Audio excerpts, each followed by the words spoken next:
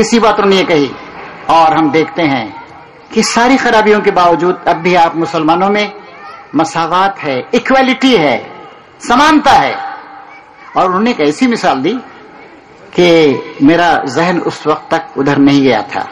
आपको मालूम है तमिलनाडु में 1980 के बाद हजारों अफराद ने इस्लाम कबूल किया। उसमें मुझे भी शरीक रहने बल्कि उसकी जिम्मेदारियों को संभालने का मुझे मौका मिला है। और जिस उनके खुसर साहब उन्होंने इस्लाम कबूल किया, ताले मुकर्रमुद्दीन इस्लाम नहीं कबूल किया, उनके खुसर ने, उनके खुसर के भाई ने, खानदान के कई लोगों ने इस्लाम कबूल किया। उन्होंने कहा आपके यहां इंसानियत की अजमत, इंसानी मसावत का तस्वर आपके नबी और अल्लाह के रसूल ने इस तरीके से दिलों में बिठा रखा है कि मस्जिद में जब आप नमाज पढ़ते हैं, खुदा के हुजूर खड़े होते हैं और खासकर सजदे की हालत में जब आप होते हैं तो उस वक्त सब लोग बराबर हो जाते हैं। उन्होंने मिसाल दी, उन्होंने कहा, और चूंकि उस जमाने में लोग इस्लाम कबूल कर रहे थे, उन्होंने कहा कि एक मालदार पुराना पैदाइशी मुस्लिम समाज के ऊंचे तबके से ताल्लुक रखने वाला अगर वो देर से आता है तो पीछे खड़ा होता है, पहली समय जगह नहीं मिल सकती। और एक नौ मुस्लिम जो कल तक जिल्लत में पड़ा हुआ था, अगर आज उसने कलमा पढ़ लिया है, इस्लाम कबूल कर लिया है, अगर वो पहले आता है तो सामने की सफ में खड़ा होता है और मालदार आदमी पुराना मुस्लिम पीछे खड़ा होता है। फिर उसके बाद उन्होंने कहा कि और यहां तक के, और मेरी निगाह इधर नहीं गई थी, पहली बार इधर निगाह, उन्हें कहा यहां तक के उस नौ मुस्लिम के पैर सजदे में जहां पड़ते हैं वहां पर उस पुराने पैदाइशी और ऊंची तालीम याफ्ता मुसलमान का सर पड़ता है। और फिर उसके बाद मुझे याद है उन्होंने कहा था अपने हाथ का कि we have not seen this type of equality anywhere else. इस टाइप की मसावत को हमने कहीं और नहीं देखा, इसलिए हम इस्लाम का एहतराम करते हैं। आज भी इस गए गुजरे दौर में लोग इस्लाम को समझ रहे हैं, जान रहे हैं। थोड़ा बहुत असर हमारे अंदर जो बाकी रह गया उसकी वजह से। अभी 1 महीना 1.5 महीना पहले एक खातून आई थी, आयशा उनका नाम है, पेरिस के करीबी के रहने वाली हैं। उनके शौहर इब्राहिम भी उनके साथ थे, 40 साल के हैं तकरीबन। उन्होंने मुझे बताया कि मैं मजहब से ही बागी थी, वैसे मैं रोमन कैथोलिक मेरे माँ बाप थे और मुझे ये बुत परस्ती, ये चर्च और पादरियों का लिबास और उनकी शान आन बान पसंद नहीं आती थी। मैं मजहबी की बागी थी। फिर उसके बाद साउथ ईस्ट एशिया की स्टडी में यूनिवर्सिटी में मुझे दिलचस्पी पैदा हुई। मैं इंडोनेशिया गई, इंडिया भी पहले आई थी, और उसके बाद मैं वियतनाम गई, थाईलैंड गई, और वहां पर मुसलमानों की जिंदगी को मैंने देखा तो उनकी खूबियों को कुछ मैंने महसूस किया। और फिर उसके बाद कहा कि मैं मलेशिया गई, तबलीगी जमात के लोगों ने मेरे साथ वहां मदद की और फिर वहां पर मैंने इस्लाम कबूल किया। इस तरीके से लोग इन बातों को महसूस कर रहे हैं। फिर देखिए वो जमाना जब गलतफहमियां फैलाई जाती थीं, इस्लाम को गलत रंग में पेश किया जाता था, इन दी वर्स्ट पॉसिबल कलर्स, अब वो नहीं है। आज लोग देखते हैं कि किस तरीके से अरब कंट्रीज में हुक्मरान मुसलमानों को कुचल रहे हैं। इख्वानुल मुस्लिमून के साथ कैसा सलूक हुआ, ऐसा सलूक हुआ कि एक वक्त 3 फिरौन गुजरे हैं वहां पर।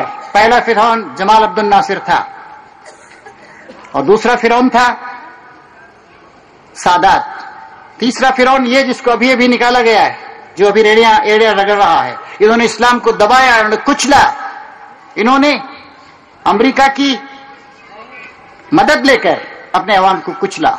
इख्वानुल मुस्लिमून पर इतनी मुसीबतें आई कि एक जमाना ऐसा था कि उनके 20,000 अफराद, जिनमें 700 खवातीन भी थीं, वो जेलों में पड़े हुए थे। लेकिन आज मुझे तो टीवी देखने का मौका नहीं मिलता, सिर्फ अखबारात ही पढ़ पाता हूं। जो लोग टीवी देखते हैं वो देख रहे हैं, तस्वीर आ रही हैं क्या हो रहा है वहां पर। इजिप्ट, मिस्र, जिसकी आबादी 8 करोड़ है, आलम अरब का सबसे अहम मुल्क है, वहां पर जिस तालीम याफ्ता है लोग, खवातीन, शायद ही चंद खवातीन आपको मिलेंगी जिनका लिबास सातिर नहीं हो। आज इस्लाम दोबारा वापस आ रहा है।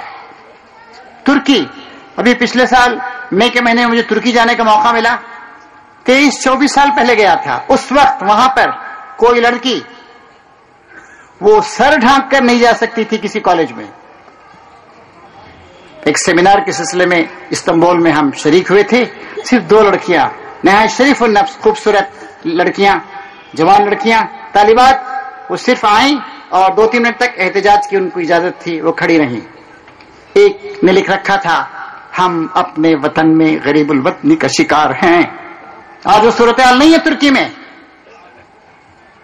آج وہاں مغرب کے بٹھائے ہوئے لوگ ختم ہو رہے ہیں. آہستہ آہستہ وہاں بھی انقلاب آ رہا ہے. اسلام ہر جگہ کم بیک کر رہا ہے، دوبارہ آ رہا ہے، کیونکہ لوگ سمجھ رہے ہیں. اوپن ایئر جیل ہے، اور مصر میں ان کے ساتھ کتنا خراب سلوک کیا گیا. خیرناز ایک صاحب ہے، ہیومن رائٹ ایکٹیوسٹ ہیں، رمیش خیرنا، انہوں نے مجھے بتایا ہمارے ساتھ قاہرہ کے ایئرپورٹ پہ ایسا سلوک کیا گیا جیسے کہ ہم ٹیررسٹ ہو.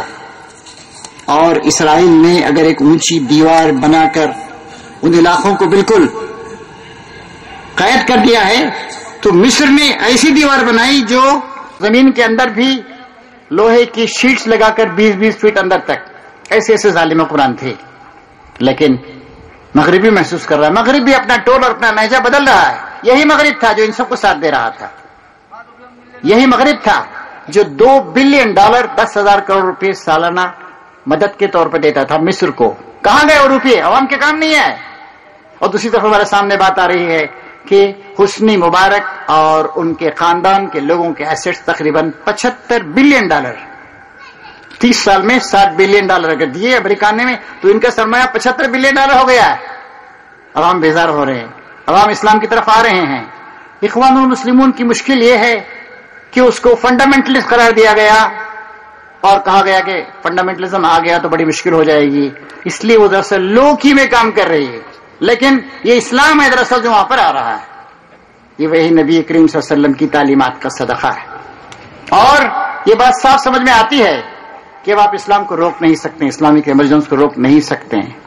ہم جو ہندوستان میں رہ رہے ہیں ہمارا سیاق ایک دوسرا ہے. ہم ایک ایسے ملک میں رہ رہے ہیں جس کے اندر کمزوریاں ہیں تو خوبیاں بھی ہیں. ہمیشہ خامیوں کو ذکر کرنا مناسب نہیں ہے، ہمیشہ اپنے آپ کو ملامت کا شکار بنانا مناسب نہیں ہے. اس ملک کی آبادی اب مردم شماری ہو رہی ہے 120 کروڑ کو ٹچ کر رہی ہے. مسلمان ہندوستان میں ہر جگہ ہیں. جموں اینڈ کشمیر میں 75% سے زیادہ ہیں. اگلا نمبر آتا ہے آسام کا 35% ہیں، ویسٹ بنگال میں 27% ہیں. اس کے بعد آپ کا نمبر آتا ہے اتر پردیش. اتر پردیش میں مسلمان پچھلے سینسس میں 18.5% تھے 2001 کی مردم شماری میں. اس بار آپ دیکھیں گے کہ وہ تقریباً 19% ہیں، یعنی 1/5 ہیں. لیکن ہم بکھرے ہوئے ہیں، ہمارے اندر اتحاد نہیں ہے، ہمارے اندر دینداری نہیں ہے. صحیح فرمایا مولانا نے ابھی ہمارے ایک مقرر نے کہ جھوٹ ہمارے ہاں زیادہ ہے، بے ایمانی ہمارے ہاں زیادہ ہے، جیلوں میں ہمارے لوگ زیادہ ہیں. ابھی 5-7 دن پہلے بلند شہر کی جیل میں جا کر مجھے خطاب کرنے کا موقع ملا. اچھی خاصی تعداد ہے مسلمانوں کی، آدھے سے زیادہ مسلمان ہیں، جبکہ اس ضلع میں مسلمان تقریباً 35-40% ہیں. یہ خاتون عائشہ جس کا میں نے ذکر کیا، اس نے کہا کہ ہمارے ہاں بھی پیرس اور آس پاس کی جیلوں میں مسلمان اکثریت میں ہیں. اخلاق کردار کے لحاظ سے ہم دوسروں سے گرے ہوئے ہیں، تعلیم میں ہم دوسرے سے پیچھے ہیں. اور ہمارا ایک بہت بڑا شوق ہے کہ ہم دوسروں کو الزام دیتے ہیں کہ وہ فلاں سازش کر رہا ہے، فلاں سازش کر رہا ہے، لیکن اپنی خامیوں کو ہم کو علم نہیں. نبی کریم صلی اللہ علیہ وسلم نے جو تبدیلی پیدا کی وہ یہ ہے کہ اپنے آپ کو دیکھو، اپنے خدا سے ڈرو اور انصاف پر قائم رہو. بلکہ آپ نے ایک انقلابی پیغام دیا، کونوا قوامین للہ شہداء بالقسط، اللہ کے لیے کھڑے ہونے والے اور انصاف کی گواہی دینے والے بنو. ایک اور جگہ اللہ تعالیٰ ارشاد فرماتا ہے کہ انصاف کے لیے کھڑے ہونے والے، حق کی گواہی دینے والے بنو، چاہے اس انصاف کی، اس حق بات کی زد تمہارے اوپر یا تمہارے خاندان یا تمہارے قبیلے یا تمہارے لوگوں پہ پڑنے والی ہو. نبی کریم صلی اللہ علیہ وسلم نے اتنا بڑا کارنامہ انجام دیا، 100 سال کے اندر اندر اسلام ساری دنیا میں پھیل گیا. محترم نعمانی صاحب نے ابھی آپ کو یاد دلایا کہ بادشاہوں نے کہا کہ اسلام کا انقلاب آ رہا ہے.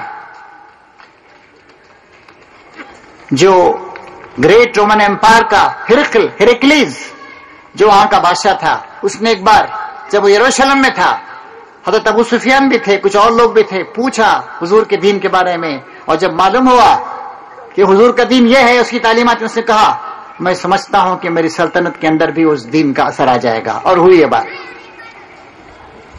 عمر فاروق رضی اللہ تعالیٰ عنہ کا زمانہ ہے، اور اس وقت دو گریٹ امپائرز تھے. گریٹ رومن امپائر یعنی گریٹ کا لفظ جڑا ہوا تھا ان کے ساتھ، دوسرا گریٹ پرشین امپائر. حضرت عمر کا زمانہ ہے، اسلامی فوجیں جا رہی ہیں، ان کا استقبال کر رہے ہیں عوام الناس، کیونکہ یہ فوجیں منڈیاں تلاش کرنے کے لیے نہیں گئی تھیں، یہ فوجیں اپنی عظمت کے جھنڈے لہرانے کے لیے نہیں گئی تھیں، یہ فوجیں لوگوں کو ظلم کے جال میں پھانسنے کے لیے نہیں گئی تھیں، یہ فوجیں گئی تھیں اللہ وحدہ لا شریک کا بندہ بنانے کے لیے، ظلم کا خاتمہ کرنے کے لیے. رستم جو کمانڈر ان چیف تھا ایرانی فوجوں کا، زبردست اس نے دربار آراستہ کیا، گاؤں تکیے لگے ہوئے ہیں، تخت بچھا ہوا ہے، کروفر کے ساتھ بیٹھا ہوا ہے، تمام اسباب عیش و عشرت جمع ہیں. ربی بن عامر جن کا رنگ بھی سیاہ تھا، جو دبلے پتلے تھے، جو ایک ایسے گھوڑے پہ سوار ہو کر گئے جس پہ زین بھی کسی ہوئی نہیں تھی، اس نے غرور کے ساتھ کہا کس لیے آئے ہو؟ اور ایک بات میں آپ کو یاد دلا دوں، دنیا میں جو سب سے پہلی انٹرنیشنل حکومت قائم ہوئی تھی وہ ایران کی تھی 2500 سال پہلے، 2500 سال پہلے. چنانچہ اس نے کہا کہ کس لیے آئے ہو عرب کے لوگوں، جاہلو، گنوارو، ریگستان میں رہنے والوں، اور ہم دیکھو ہماری تہذیب کیسی شاندار ہے، کس لیے آئے ہو؟ برباد کرنے آئے ہو ہماری تہذیب کو؟ ربی بن عامر رضی اللہ تعالیٰ عنہ نے اللہ کی حمد و ثنا بیان کرنے کے بعد نہایت اطمینان سے کہا ہم کو اللہ نے بھیجا ہے. دیکھیے اسلام انسان کے اندر کیسی عظمت پیدا کرتا ہے. ہم کو اللہ نے بھیجا ہے، ہم کو اس لیے بھیجا ہے کہ ہم انسانوں کو بندوں کی بندگی سے آزاد کرائیں. کسی بندے کو اس بات کا اختیار نہیں ہے کہ دوسروں کے سروں پر بیٹھ جائے، اپنا بندہ بنائے. ہم انہیں اللہ وحدہ لا شریک کا بندہ بنانے کے لیے آئے. اور دنیا کے نظریات اور مذاہب نے انسان کی نظر کو محدود کر دیا ہے، دنیا کی زندگی تک، موت تک. ہم اس کو وسیع کرنے کے لیے آئے، ایکسپینڈ کرنے کے لیے آئے، اس کو وستار دینے کے لیے آئے کہ دنیا کی زندگی سب کچھ نہیں ہے، اصل زندگی آخرت کی ہے. تیسری بات انہوں نے یہ کہی، مذاہب دنیا نے رسم و رواج کے چکر میں لوگوں کو باندھ دیا ہے، ان کی آزادی کو چھین لیا ہے. ہم انسان کو سچی آزادی سے ہمکنار کرنے کے لیے آئے. یہ تھا نبی کریم صلی اللہ علیہ وسلم کا لایا ہوا انقلاب، یہ تھا آپ کا پیغام. اور جب تک ہم اسلام پہ چلتے رہے، اسلام کا دم بھرتے رہے، اسلام صرف ہمارا نظریہ ہی نہیں، ہمارا دین ہی نہیں، بلکہ ہمارا عملی رویہ بھی تھا، تو دنیا میں ہم غالب رہے. وہ زمانے میں معزز تھے مسلمان ہو کر، اور تم خوار ہوئے تاریک خراں ہو کر. جب ہم نے قرآن کو چھوڑ دیا، قرآن مجید صرف ایک تقدس والی کتاب، آنکھوں سے لگانے والی کتاب اور کچھ تلاوت کر لینے والی کتاب ہو گئی، اور زندگی کی رہنما نہیں رہی، تو ہم اس کے بعد ذلیل و خوار ہو گئے. نبی کریم صلی اللہ علیہ وسلم کا پیغام یہی ہے. آج اسی بات کی ضرورت ہے کہ ہم اپنے گریبانوں میں منہ ڈال کے جھانکیں، ہم اپنا جائزہ لیں. کتنا اونچا اٹھا دیا تھا نبی کریم صلی اللہ علیہ وسلم نے، آج ہماری کیا حالت. عورتوں کو حیا کی چادر دی، عزت دی، وقار دیا. طلاق کے معنی ہوتے ہیں آزادی. طلاق کوئی ایسی چیز نہیں جو عورت پہ، لیکن آج ہم نے طلاق کو عورت پہ ظلم کا ذریعہ بنا لیا ہے. آج اللہ اور اللہ کے رسول نے خواتین کو جو حقوق دیے تھے ایک ایک کر کے ہم نے چھین لیے. ہم کہتے ہیں خبردار مسلم پرسنل لا میں کسی نے کچھ کیا تو اس کی آنکھ پھوڑ دیں گے، لیکن ہم خود مسلم پرسنل لا پہ عمل کرتے ہیں. مجھے یاد آتی ہے وہ بات، 13 دن کی جب حکومت تھی، ٹی وی پر ہم دیکھ رہے تھے. 13 دن کے بعد واجپئی صاحب کو پہلی حکومت میں ریزائن دینا پڑا تھا. اس وقت انہوں نے کہا، لمبی تقریر تھی، بہت اچھی تقریر تھی، اچھی بات. انہوں نے ایک بات کہی کہ بلکہ میں تو مسلم پرسنل لا کی اس بات کو پسند کرتا ہوں. پارلیمنٹ میں بول رہے تھے کہ ان کے ہاں عورت سے پوچھا جاتا ہے کہ شادی اس کی مرضی کے مطابق ہو رہی ہے نہیں، اور ہمارے ہاں تو گائے کی رسی. پھر چپ رہ گئے. گائے کے احترام کے خلاف بھی کچھ باتیں ہو جاتی، جملہ پورا نہیں کیا. لیکن میں ایک بات آپ سے پوچھتا ہوں، کیا ہم نے اپنی بچیوں کو اتنی تعلیم دی ہے؟ کیا ہم نے ان کو وقار دیا ہے، عزت دیا ہے؟ کیا ہماری کوئی بچی اس قابل ہے جیسے نبی کریم صلی اللہ علیہ وسلم کے زمانے میں ہوا ہے؟ خاتون نے کہا یا رسول اللہ میرے شوہر آ رہے ہیں، میں ان کے دین اور ایمان کے بارے میں کوئی بات نہیں کہتی، لیکن میں نہیں رہ سکتی ان کے ساتھ، مجھے پسند نہیں ہے. حضور نے تفریق کروا دی. آج ہمارے غریبوں کی کیا حالت. آج میں اکثر کہتا ہوں اور ہندوستان بھر میں دیکھ کے کہتا ہوں, بڑے دکھ درد کے ساتھ کہتا ہوں کہ مالداروں کو غریبوں کا کوئی دکھ درد غم نہیں ہے. ہم اپنے مزوں میں ہیں, ہماری شادیاں, ہماری تقریبات, ہماری تفریحات, ہمارے ٹورس, ہمارے مکانات. کوئی اس لکھنؤ میں کیا حالت. آج سے 1 سال پہلے یہیں کے ایک ہمارے ساتھی نے مجھے بتایا, انہوں نے مجھے فوٹوز دی, میں نے فوٹوز منگوائی ان سے, جو بچیاں, چھوٹی چھوٹی بچیاں, چھوٹے چھوٹے بچے غریبوں کے جو جھونپڑیوں میں رہ رہے ہیں, وہ جاتے ہیں اور وہ چنتے ہیں, پولیتھین چنتے ہیں, کاغذ چنتے ہیں, ڈبے چنتے ہیں پلاسٹک کے, اور اپنے پیٹ کے جہنم کو بھرنے کا انتظام کرتے ہیں. اور ہمارا عیش و عشرت, ہماری شادیاں, ہماری بریانیاں. بریانی کے بارے میں میں کہتا ہوں کہ یہ اسباب زوال امت میں سے ہے, یہ کوئی تعریف کی چیز نہیں ہے.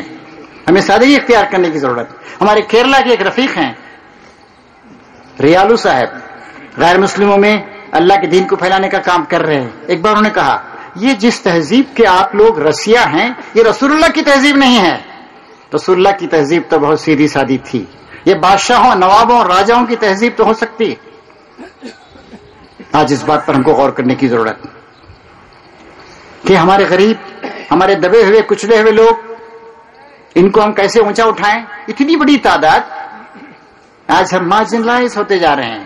ہماری حالت ہریجنوں سے بدتر ہوتی چلی جا رہی ہے. تعلیم کا چرچا ہمارے عام نہیں ہے.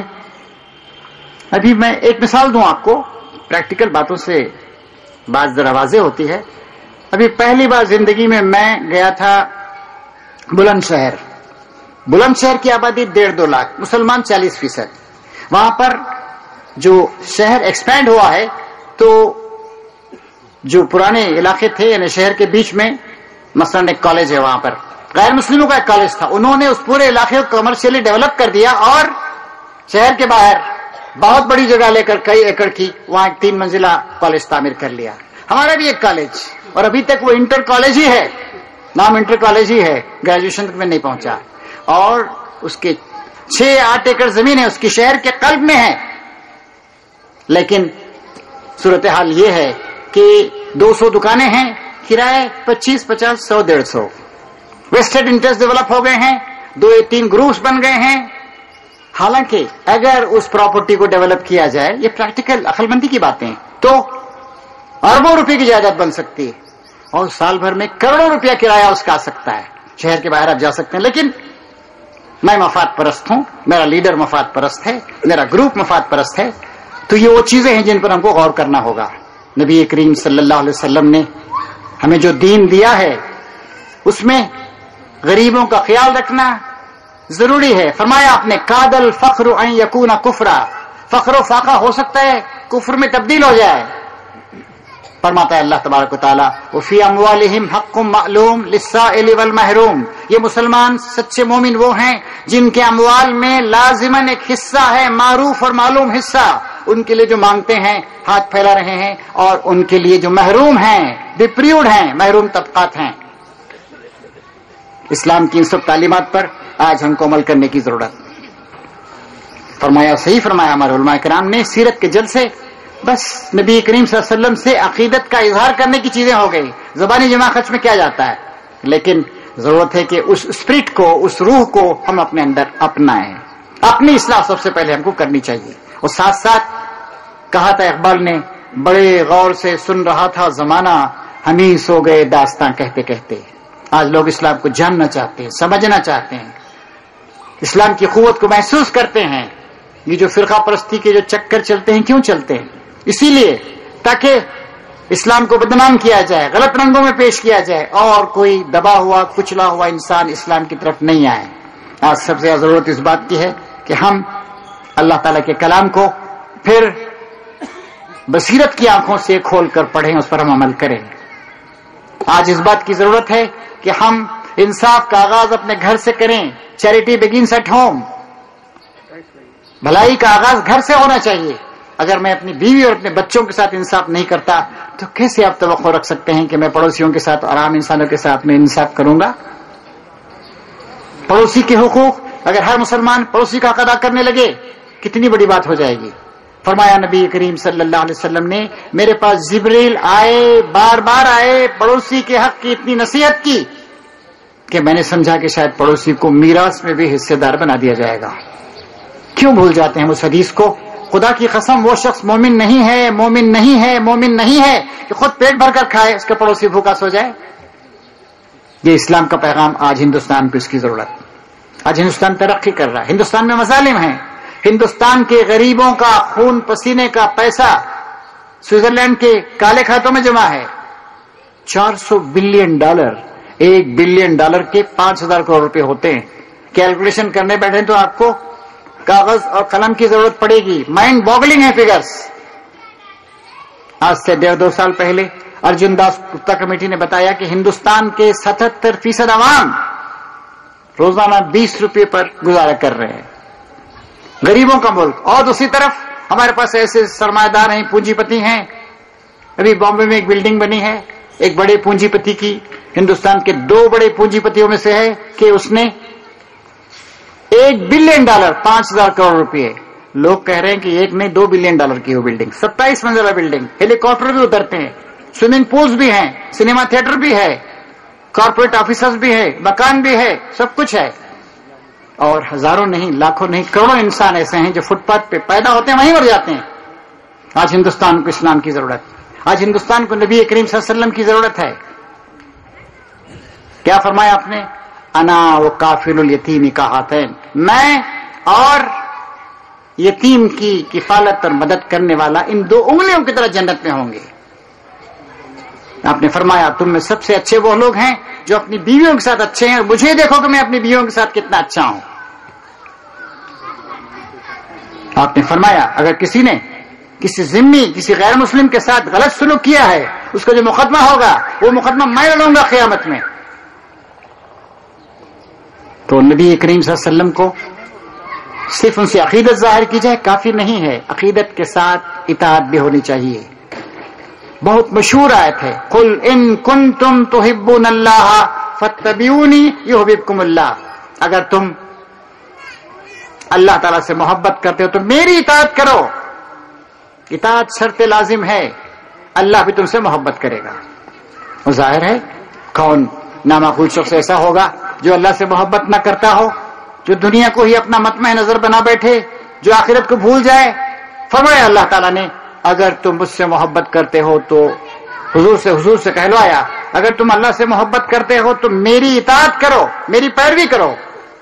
اطاعت کا جب لفظ آتا ہے چھوٹی چھوٹی چیزوں میں ہمیں اطاعت بہت یاد آتی ہے، داڑھی یاد آ جاتی ہے، مسواک یاد آ جاتا ہے، لیکن بڑی بڑی چیزوں کو بھول جاتے ہیں۔ یہ تو ہم کہتے ہیں کہ میٹھا کھانا سنت ہے، لیکن اللہ کے دین کی اشاعت کے لیے، اس کی خدمت کے لیے طائف کے بازار میں جا کر پتھر کھانا، رسوائی مول لینا، یہ بھی سنت ہے، ہمارا خیال جاتا نہیں۔ خود بدلتے نہیں، قرآن کو بدل دیتے ہیں۔ خوبے کس درجہ فقیہان حرم بے توفیق کہ سنت کی تشریح ہم نے چند 2-4 چھوٹی چیزوں تک محدود کر دی۔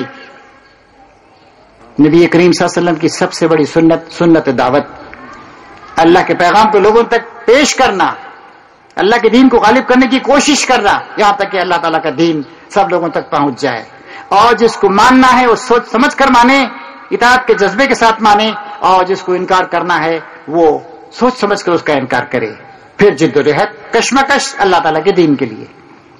یہ ہمارا اتنا بڑا ملک، 120 کروڑ کی آبادی، 25 اس میں اسٹیٹس ہیں، 7 یونین ٹیریٹریز ہیں، مختلف زبانیں ہیں۔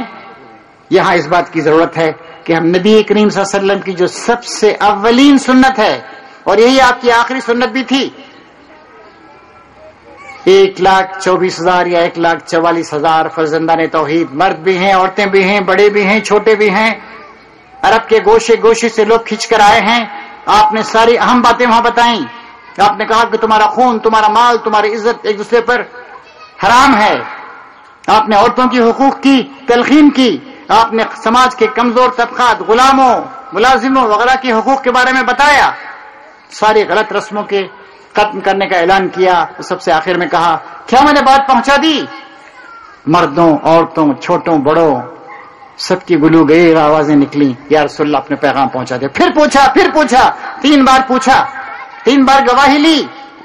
سب نے گواہی دی کہ آپ نے اللہ تعالیٰ کا پیغام بلا کا مقاصد پہنچا دیا، اور پھر آپ نے آسمان کی طرف انگلی اٹھائی، کہا اے اللہ تو بھی گواہ رہا، تیرے بندے گواہی دے رہے ہیں کہ میں نے پیغام پہنچا، تو بھی گواہ رہا۔ اور پھر آپ نے ایک بات کہی، فَلْيُبَلِّغُ الشَّاهِدُ الْغَائِبُ، جو لوگ موجود ہیں غیر موجود لوگوں تک اس پیغام کو پھیلانے کا انتظام کریں۔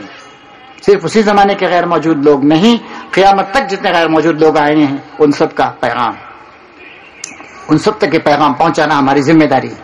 اور اس کے لیے اپنی اصلاح اور نبی کریم صلی اللہ علیہ وسلم سچی محبت، جس کا تقاضا یہ ہے کہ ہم آپ کی پیروی کریں، اور پیروی سے چھوٹی چھوٹی چیزوں میں نہیں، پہلے بڑی چیزوں سے پیروی کا آغاز کریں۔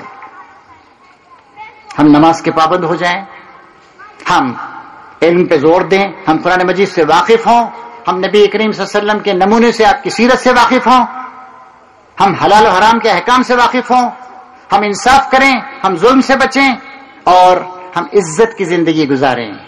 اسلام ہم کو ذلت اور گراوٹ میں رکھنے کے لیے نہیں آیا ہے، سربلندی عطا کرنے کے لیے آیا ہے۔ اللہ تعالیٰ قرآن شریف میں ارشاد فرماتا ہے کہ وَلَا تَهِنُوا وَلَا تَحْزَنُوا وَأَنْتُمُ الْأَعْلَوْنَ إِن كُنتُم مُؤْمِنِينَ، غم زدہ ہونے اور پریشان ہونے، گراوٹ کے شکار ہونے کی ضرورت نہیں ہے، تم ہی سربلند رہو گے بشرطے کہ تم اللہ پر ایمان لاؤ۔ كَتَبَ اللَّهُ لَأَغْلِبَنَّ أَنَا وَرُسُلِي، یہ بات میں نے لازمی قرار دی ہے کہ میں اور میرے رسول غالب ہوں گے۔ اگر تم اللہ کی مدد کرو گے تو اللہ تمہاری مدد کرے گا۔ اتنا بڑا میدان۔ ابھی 15 دن پہلے میں قطر گیا تھا، قطر کی آبادی 17.5 لاکھ، قطر کے مقامی باشندے 3 لاکھ، اور باقی 14 لاکھ باہر کے لوگ، ہندوستان کے ہیں، پاکستان کے ہیں، بنگلہ دیش کے ہیں، سری لنکنس ہیں اور ایجپشنس ہیں وغیرہ وغیرہ۔ چیپیدی کا شوربہ، جی مختصر 3 لاکھ کی آبادی، چھوٹے چھوٹے ممالک ہے، دولت ہے، ٹھیک ہے، سمجھ میں نہیں آ رہا ہے دولت کیسے خرچ کرے وہ۔ اتنا بڑا ملک، اللہ تعالیٰ کے اتنے زیادہ بندے، 120 کروڑ انسان، اور مسلمان اتنی بڑی تعداد میں۔ تو ہی ناداں چند کلیوں پر قناعت کر گیا، ورنہ گلشن میں علاج تنگی دامہ بھی ہے۔ ابھی یونائٹڈ نیشنز کی طرف سے فگرز آتے رہتے ہیں کہ دنیا میں 1 منٹ میں 267 بچے پیدا ہوتے ہیں، 267 بچوں میں ہندوستان میں 51 بچے پیدا ہوتے ہیں 1 منٹ میں، اور اتر پردیش میں 11 بچے پیدا ہوتے ہیں 1 منٹ میں۔ اور دنیا کا ہر چھٹا انسان، اللہ کی زمین پر سانس لینے والا اللہ کا ہر چھٹا بندہ ہندوستان میں رہتا ہے۔ یہ ہے کہ انقلابات کی سرزمین، یہاں وہ انقلاب آ سکتا ہے اگر ہم فکری انقلاب لائیں، اخلاقی انقلاب لائیں۔ امت مسلمہ کے افراد، ہمارے مرد بھی، ہماری خواتین بھی، ہمارے بچے بھی، ہماری بچیاں بھی، اگر یہ طے کر لیں کہ ہم جئیں گے تو اللہ کے احکام کے مطابق، مریں گے تو اللہ کے احکام کے مطابق، تو اللہ تعالیٰ کی مدد ضرور آئے گی۔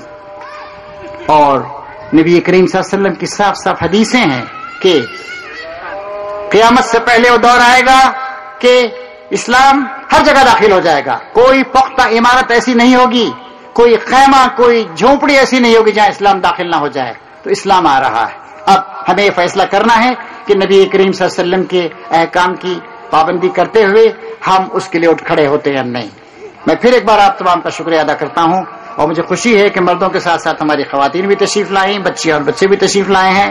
میں اللہ سے دعا کرتا ہوں کہ بار الہ ہماری مدد فرما، ہمارے دلوں میں ایمان کو راسخ کر دے، ہمیں سچا ایمان عطا فرما، ہمیں تیری راہوں میں جدوجہد کرنے کی توفیق عطا فرما، ہمیں اخلاص کے ساتھ تیرے احکام پر عمل پیرا ہونے کی توفیق عطا فرما، اور ہمیں دنیا میں بھی کامیابی عطا فرما، آخرت میں بھی کامیابی عطا فرما۔ سبحان ربک رب العزت عما یصفون وسلام علی المرسلین والحمد للہ رب العالمین۔ جنہوں نے اس پورے پروگرام کو آرگنائز کیا، محترم محمد صابر خان صاحب اندرا نگر، ان سے درخواست کرتے ہیں اظہار تشکر کے لیے تشریف لائیں۔ اس کے بعد دعا پہ نشست کا اختتام ہوگا۔ محترم حضرات اور خواتین، السلام علیکم ورحمۃ اللہ وبرکاتہ۔ آج کے اس جلسے میں سیرت رسول اللہ صلی اللہ علیہ وسلم کا پیغام انسانیت کے نام پر اظہار خیال پیش کرنے والے تمام قابل احترام علماء کرام اور اس انسانیت کے پیغام رسول اللہ صلی اللہ علیہ وسلم کی سیرت کے حوالے سے اس پیغام کو سننے کے لیے اس جلسے میں آئے ہوئے ہمارے تمام حضرات اور خواتین، میں آپ کا بہت بہت شکر گزار ہوں کہ آپ نے اپنے قیمتی وقت کو قربان کرتے ہوئے آپ صلی اللہ علیہ وسلم کی تعلیمات، آپ صلی اللہ علیہ وسلم کی سیرت کے پیغام کو سننے کے لیے یہاں تشریف لائے. اور جیسا کہ کہا گیا ہے کہ یہاں سے کم از کم یہ عزم کر کے جائیں کہ ہم انشاءاللہ آج سے آپ صلی اللہ علیہ وسلم کی سیرت پر نہ صرف سنیں گے بلکہ عمل پیرا ہوں گے. اسی کے ساتھ میں پھر ایک بار آپ سب کا بہت بہت شکریہ ادا کرتا ہوں، خصوصی طور سے محترم خواجہ ڈاکٹر یونس صاحب کا، جنہوں نے علم ڈگری کالج کا یہ میدان ہمارے جلسے کے لیے فراہم کیا، اور اپنے تمام ان رفقا کا جنہوں نے تن من دھن سے لگ کر کے اس جلسے کو کامیاب کرنے کی کوشش کی. میں ایک بار ان کا شکر گزار ہوں، اور آگے کے لیے آپ سبھی سے یہ امید کرتا ہوں کہ انشاءاللہ آگے بھی آپ کا تعاون ایسے ہی ملے گا. اور یہاں برابر میں مسجد ہے، نکلتے ہی 1:45 بجے وہاں پر نماز جماعت اذان ہو چکی ہے. گیٹ سے جیسے ہی نکلیں گے بائیں طرف مسجد ہے. اور ہمارے وہ تمام رفقا جو ضلعوں سے آئے ہوئے ہیں وہ ہمارے شہرت علی خان صاحب سے رابطہ کر لیں. اسی کے ساتھ جلد دعا کے ساتھ جلسے کا انشاءاللہ اختتام ہوگا، دعا ہوگی. محترم مولانا اعجاز احمد اسلم صاحب. الحمدللہ رب العالمین والصلاة والسلام علی رسولہ الکریم وعلی آلہ واصحابہ اجمعین. ربنا ظلمنا انفسنا وان لم تغفر لنا وترحمنا لنكونن من الخاسرین. ربنا لا تزغ قلوبنا بعد إذ هديتنا وهب لنا من لدنك رحمة إنك أنت الوهاب. ربنا اغفر لنا ولإخواننا الذين سبقونا بالإيمان ولا تجعل في قلوبنا غلا للذين آمنوا ربنا إنك رؤوف رحيم. ربنا هب لنا من أزواجنا وذرياتنا قرة أعين واجعلنا للمتقين إماما. اللهم أصلح ذات بيننا والف بين قلوبنا واهدنا سبل السلام ونجنا من الظلمات إلى النور وجنبنا الفواحش ما ظهر منها وما بطن. اللهم بارك لنا في أسمائنا وأبصارنا وقلوبنا وأزواجنا وذرياتنا وتب علينا إنك أنت التواب الرحيم. سبحان ربك رب العزة عما يصفون وسلام على المرسلين والحمد لله رب العالمين. جلسے کے اختتام کا اعلان کیا جاتا ہے. کہلا اور رحیم آباد اور لکھنؤ دیہات کے رفقا شہرت صاحب سے ملاقات کر لیں فوراً.